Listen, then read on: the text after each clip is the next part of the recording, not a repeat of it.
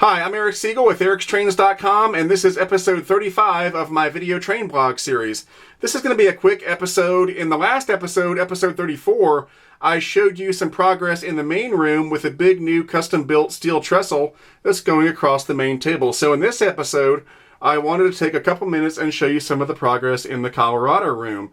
All of the work here recently has focused on this ON30 narrow gauge line up top.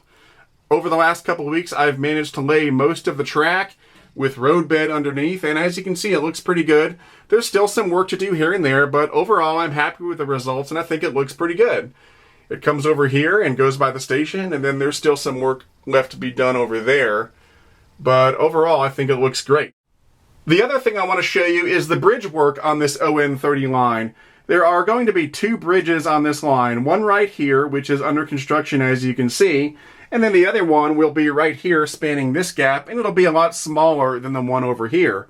Now, this bridge here is a scratch-built wood trestle that I've been working on for the last couple weeks. It is not built from a kit. It's scratch-built using pieces of basswood like you see down here. And this is the result. Now, this is my first scratch-built wood trestle. I've never done this before, and I think it looks pretty good for my first time.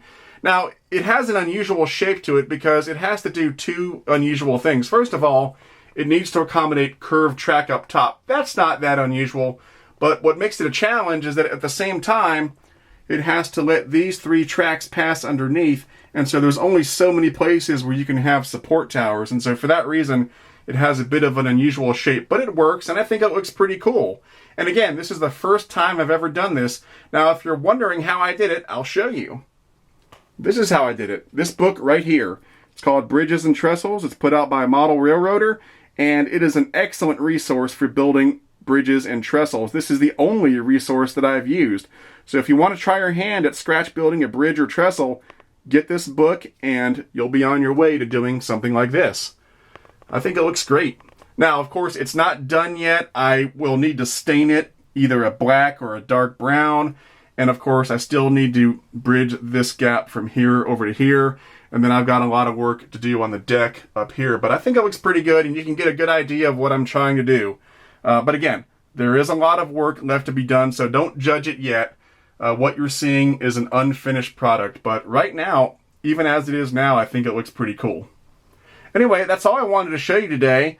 So I'll let you go now. I'm Eric Siegel, and I'll see you next time.